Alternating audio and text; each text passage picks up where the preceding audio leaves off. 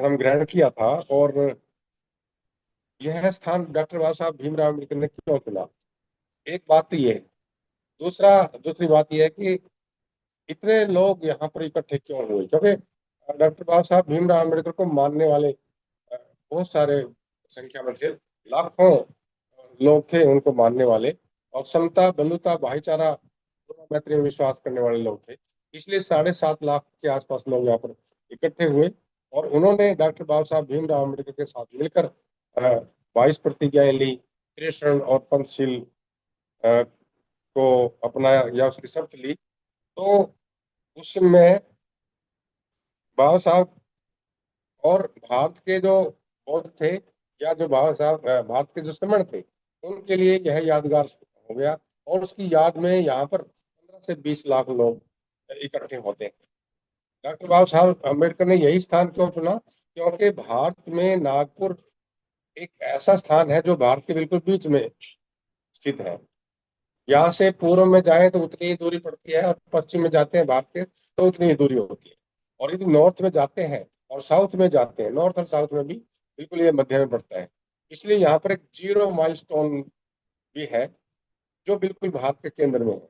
इसलिए डॉक्टर बाबा साहब भीमराव अम्बेडकर ने यह स्थान चुना, क्योंकि जो भारत में अम्बेडकर साहब को मानने वाले या बौद्ध धर्म को मानने वाले जो लोग थे, वो आसानी से यहाँ पर पहुंच सके।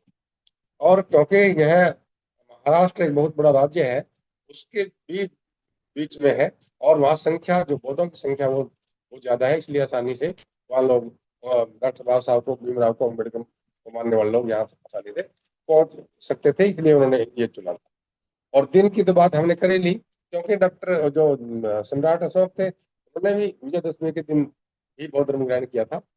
और यह एक वार्षिक जो है ना, उत्सव बन गया भारत के समणों के लिए। और विजयदशमी के दिन ही लोग यहाँ पर इकट्ठे होते हैं। लेकिन वो विजयदशमी है, कभी पहले याद आती है, कभी बाद में आती है। तो उस समय यदि हम तारीख की बात करते हैं, तिथि की बात करते हैं, तो 14 अक्टूबर था। कुछ लोग 14 अक्टूबर को भी यहाँ पर पहुंचते हैं, क्योंकि वो जो आजकल के जो कैलेंडर है, अंग्रेजी कैलेंडर है, उसके अनुसार 14 अक्टूबर को लोग वहां पर पहुंचते हैं। लेकिन जो विक्रमी संवत के हिसाब से जो कैलेंडर था, वो विजयदशमी का दिन ही चुना। और उस इसलिए हमारे जो समण है, वो इस समय मतलब विजयदशमी के दिन यहाँ पर 15 से 20 लाख लोग यहाँ पर इकट्ठे होंगे। यहाँ पर क्या क्या गतिविधियां होती है, ये थोड़ी सी जानकारी हम ले लेते हैं। यहाँ पर जो बौद्ध भिक्षु हैं, वो बौद्ध बुद्धों का जो ध्वज है उसको फहराते हैं। अनेक प्रार्थनाएं की जाती हैं। अम्बेडकर आंदोलनों के गीत की हजारों कैसेटें और सीडी खरीदी और बेची जाती हैं, ताकि उनका उनका लोग अभ्यास कर सके, उनको याद कर सके, और ज्यादा उत्साहित हो सके, ज्यादा आनंदित हो सके, और अपने महापुरुषों के को याद रख सके। तो इस प्रकार के जो गीत गाए जाते हैं, उनसे बनी हुई कैसेट और सीडी यहाँ पर बेची जाती है। करोड़ों रुपए की मूल्य की किताबें या साहित्य यहाँ पर खरीदा और बेचा जाता है। तो और यह अनेक भाषाओं में होता है, जितनी भारत की भाषाएं हैं लगभग सभी में होता है। और इसके साथ साथ पाली भाषा की में भी जो छपी हुई जो किताबें हैं, वो भी यहाँ पर खरीदी और बेची जाती है। जिससे हम अपनी जो समण संस्कृति है, और हमारे जो बुद्ध विहार है, और जो हमारा संस्कृति और साहित्य है, उसको हम याद कर सकते हैं, या उनको हम रिमाइंड कर सकते हैं, दोबारा से उसको पढ़ सकते हैं। सांस्कृतिक कार्यक्रम, अनेक अनेक सांस्कृतिक कार्यक्रम होते हैं यहाँ पर। धर्म सम्मेलन होते हैं, प्रदर्शनियां होती हैं, सामाजिक जागरूकता संबंधित गतिविधियां यहाँ पर आयोजित की जाती है। 15 से 20 लाख पर्यटक यहाँ पर आते हैं, जिससे नागपुर एक पर्यटन का केंद्र बन गया है। और महाराष्ट्र सरकार ने इसको क्लास 1 पर्यटन टूरिस्ट प्लेस इसको घोषित किया हुआ है। और यहाँ की जो थोड़ी सी दीक्षा भूमि की यदि हम बात करते हैं, तो यहाँ पर एक 2 मंजिला स्तूप है, जो सबसे बड़ा पूरे भारत में सबसे बड़ा स्तूप है।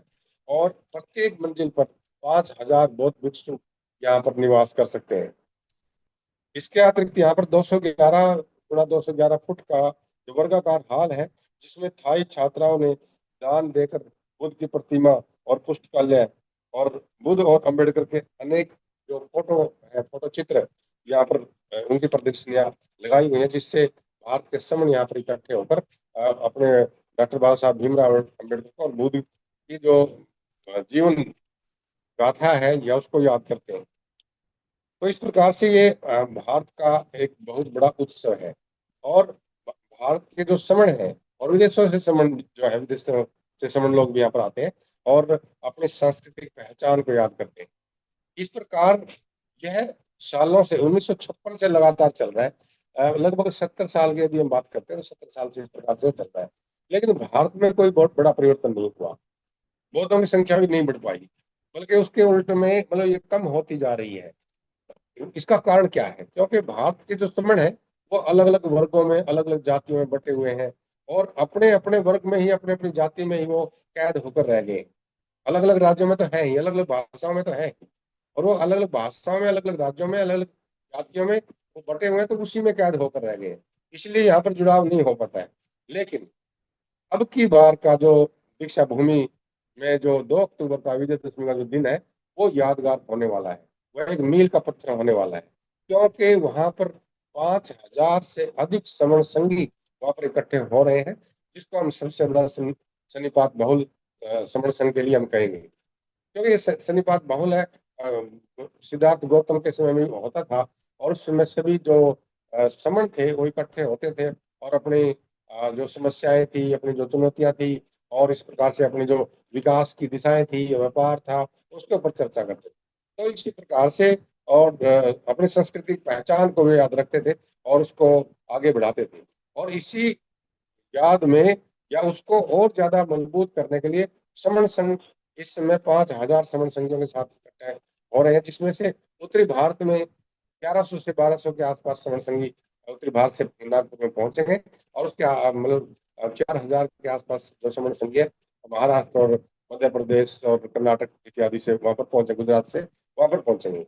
तो इतना बड़ा जो सम्मेलन है, इतना बड़ा जो इकट्ठ है, इतना बड़ा जो समारोह है, और इतनी बड़ी मतलब जो संख्या में जो समण लोग वहां पर इकट्ठे क्यों हो रहे हैं? जैसे पहले बात करी कि 15 से 20 लाख लोग समण यहाँ पर इकट्ठे हो गए, लेकिन उनको मतलब पिछले 70 साल से, लगभग 70 सालों से कोई दिशा नहीं मिल रही है।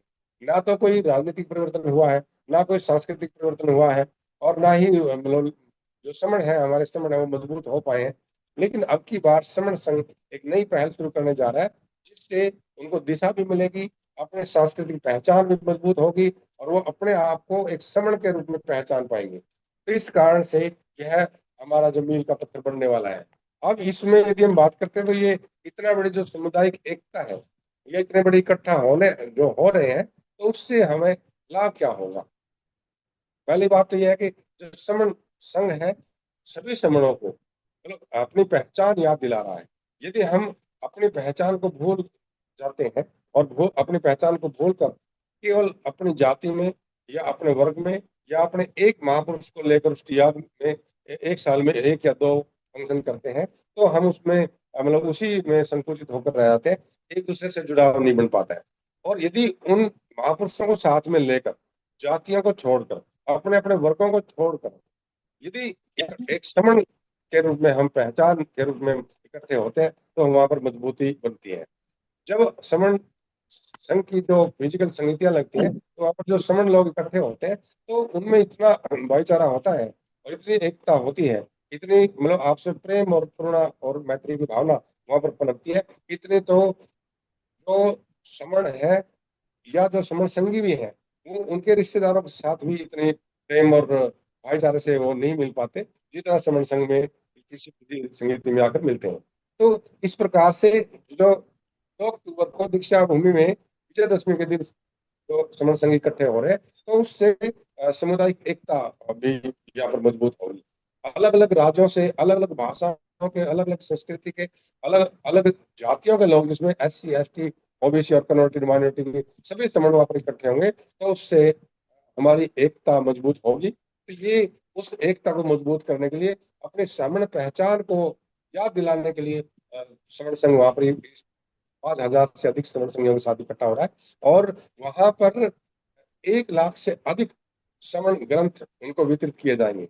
वो श्रवण ग्रंथ इस बात का मतलब को मजबूत करेंगे कि जिसके भी हाथ में एक श्रवण संगी एक एक जो श्रवण ग्रंथ देगा, तो वह उसको उसकी श्रवण पहचान बताएगा, भी ये आप श्रवण हैं। और आप चाहे वो SC है, चाहे वो BC है, चाहे ST है, उससे अलग नहीं है। आप एक श्रमण के रूप में अपने आप को जानिए। जब वह श्रमण के रूप में अपने आप को जानेगा, अपनी आप पहचान को मतलब खोद लेगा, या पहचान को अनुभव करेगा, महसूस करेगा, तो उसमें SC ST OBC और कन्वर्टेड माइनॉरिटी सभी में एक एकता बनेगी, और उसमें मजबूती बनेगी, उसमें समानता की भावना आएगी, भाईचारा उसमें बनेगा। एक बात तो ये सामुदायिक एकता की बात है। दूसरा, जो इतने बड़ी संगति में महापुरुषों की शिक्षाओं का प्रचार प्रसार और संरक्षण इसमें होता है, या होगा। मतलब जो भी संगतियां, छोटी बड़ी संगतियां होती है, उसमें हमारे जो महापुरुष हैं, उनकी जो शिक्षाएं हैं, उनका प्रचार प्रसार होता है, और उनका संरक्षण भी होता है। तो उसमें जो हमारे महापुरुष की हम बात करते हैं, तो महाश्रमण गुरु नानक, महाश्रमण गुरु रविदास, महाश्रमण कबीर साहब, महाश्रमण बिरसा मुंडा, महाश्रमण रामा स्वामी पेरियार, और महाश्रमण डॉक्टर अम्बेडकर, महाश्रमण गौतम बुद्ध, और महाश्रमण चांद ठाकुर, महाश्रमण रामा स्वामी पेरियार। तो इस प्रकार के अनेक महाश्रमण जो हमारे रहे हैं, उन्होंने जो शिक्षाएं दी, उनका प्रचार प्रसार इन फिजिकल समितियों में, या इन सन्निपात बाहुल में, इन बड़े इकट्ठ में, इस सामुदायिक जो इकट्ठापन है, उसमें यहाँ देखने को मिलता है। रामा स्वामी पेरियार की बात करते हैं, तो उन्होंने जाति व्यवस्था और धार्मिक रूढ़ियों का को मतलब नकारा उन्होंने, और उसका विरोध किया। महिलाओं का सशक्तिकरण की बात की, और आत्म सम्मान और तर्कवाद की उन्होंने बात की। आर्थिक समृद्धि की बात की रामा स्वामी पेरियार ने। अब यदि ये बातें हम नहीं करते, अपनी जुबान पर नहीं लाते, और उसका अभ्यास हम नहीं करते, तो संभवतः हम रामा स्वामी पेरियार की शिक्षाओं को हम भूल जाएंगे। और इसी प्रकार से यदि हम महासमण रविदास की बात करते हैं, तो उन्होंने सामाजिक समानता और मानवता की बात की, और कर्म की एकता की बात की। तो इस प्रकार से उनकी शिक्षाओं का प्रचार प्रसार होगा, उनका संरक्षण भी होगा, क्योंकि हम बार बार से उनको रिमाइंड करेंगे, या दोबारा से याद करेंगे। महाश्रमण हरिचांद ठाकुर की बात यदि हम करते हैं, तो सामाजिक समानता, शिक्षा का प्रचार प्रसार, प्रेम और भाईचारा की बात उन्होंने की। महाश्रमण बिरसा मुंडा की यदि हम बात करते हैं, उन्होंने शोषण और अन्याय के खिलाफ संघर्ष की बात की। जमीन और अपने संसाधनों की रक्षा की बात उन्होंने करी, और स्वराज की बात भी की। तो इस प्रकार से महाश्रमण गौतम बुद्ध की भी हम बात करते हैं, करुणा, मैत्री, मध्यम मार्ग, ज्ञान, प्रज्ञा, अहिंसा और नैतिकता की बात उन्होंने करी। तो इस प्रकार से इन संगीतियों में, या इस इतने बड़े इकट्ठे होने में, इस महासम्मेलनों के मेले में इस प्रकार का अभ्यास होता है, और हम आर्थिक सांस्कृतिक रूप से मजबूत होते हैं, भौतिक रूप से भी मजबूत होते हैं, और हमारे जो समणों की जो शिक्षाएं हैं, महापुरुषों की शिक्षाएं हैं, उन परंपराएं हैं, उनको हम आसानी से जान पाते हैं। तो और उनका अभ्यास हम लगातार करते हैं। इसी प्रकार से इस इतने बड़े इकट्ठ में सांस्कृतिक जो परंपराएं हैं, उनको भी हम मतलब उसका हस्तांतरण होता है, या उसको हम आगे आने वाली पीढ़ी को दे सकते हैं। जो पीढ़ी उस सामाजिक सांस्कृतिक परंपराओं से अनभिज्ञ है, उसको हम दे पाते हैं। सांस्कृतिक परंपराओं की जब हम बात करते हैं, हमारे जो मतलब शिल्प है, जो कलाएं हैं, हमारे गीत है, हमारे त्योहार है, समनों के त्योहार है, जो प्राचीन समय से चले आ रहे हैं, यदि हम उनको भुला देंगे, तो हमारी जो परंपराएं भी भुलाई जाएंगी। और संभवतः है, जब उनको भुलाया जाएगा, तो जो आजकल की आडंबरवादी जो परंपराएं हैं, और जो थोपी गई परंपराएं हैं, उनका ही अभ्यास संभवतः हमने करना पड़ेगा। हम इस बात को इस तरह से भी ले सकते हैं, जिस खेत में कुछ नहीं बोया जाता, खरपतवार अपने आप वहां पर उग जाती है। तो इस प्रकार से जब हम सांस्कृतिक परंपराओं को मतलब छोड़ देंगे, हमारी सांस्कृतिक परंपराओं को छोड़ देंगे, या उनको हस्तांतरण नहीं करेंगे, उनको बार बार याद नहीं करेंगे, तो संभवतः जो थोपी गई परंपराएं हैं, वही उसका ही हम याद रखेंगे। और इसमें कुछ एक मतलब हम अपने उनकी बात कर सकते हैं, त्योहारों की बात कर सकते हैं। जो वैशाख बुद्ध पूर्णिमा, इस जो अप्रैल और मई में आती है, तो और इसके बाद माघ पूर्णिमा, जो उसमें 1200 भिक्षुओं को हम देशना दी गई थी, इसे संघ दिवस के रूप में भी माना जाता है। आषाढ़ पूर्णिमा, भगवान बुद्ध द्वारा सारनाथ में अपने 5 शिष्यों को प्रथम उपदेश दिया था, और इसको धम्म चक्र प्रवर्तन दिवस भी कहते हैं। पारा पवारण दिवस, जो वर्षवास के अंत में दिवस आता है, जो सितंबर अक्टूबर में आता है। कठिना पर्व, वर्षवास के बाद भिक्षुओं को नए वस्त्र भेंट करने का दिन होता है। और संघ दिवस, जो बौद्ध भिक्षुओं के संघ की स्थापना और उसकी स्मृति में मनाया जाता है। इस प्रकार से ये त्योहार, ये परंपराएं हम अपनी आने वाली पीढ़ियों को जब जो लोग इन परंपराओं से अनभिज्ञ है उनको हम हस्तांतरित कर सकते हैं, और जिससे हम अपनी संस्कृति को मजबूत करते हैं। यदि हम इस प्रकार से नहीं करेंगे, और जिस प्रकार से यदि समण संघ में नहीं हम आते, तो इस तरह की बातों का अभ्यास हम नहीं कर पाते। क्यों? क्योंकि जो हमारे अन्य संगठन है वो एक साल में 2 या 3 इस प्रकार से कोई प्रोग्राम करते हैं, और उसमें इस प्रकार की सांस्कृतिक परंपराओं का हस्तांतरण कम होता है, और जो सामुदायिक सामुदायिक एकता है वो भी उसमें कम होती है, सांस्कृतिक मजबूती भी उसमें कम होती है। जो उसके लिए भाषण तो हो सकते हैं, लेकिन इस प्रकार की मजबूती निरंतरता में जो काम है वो उसमें नहीं हो पाता है। और चौथा पॉइंट मैं आज बात करना चाहूंगा, करुणा और दान की प्रवृत्ति किस प्रकार की संगतियों में बढ़ती है।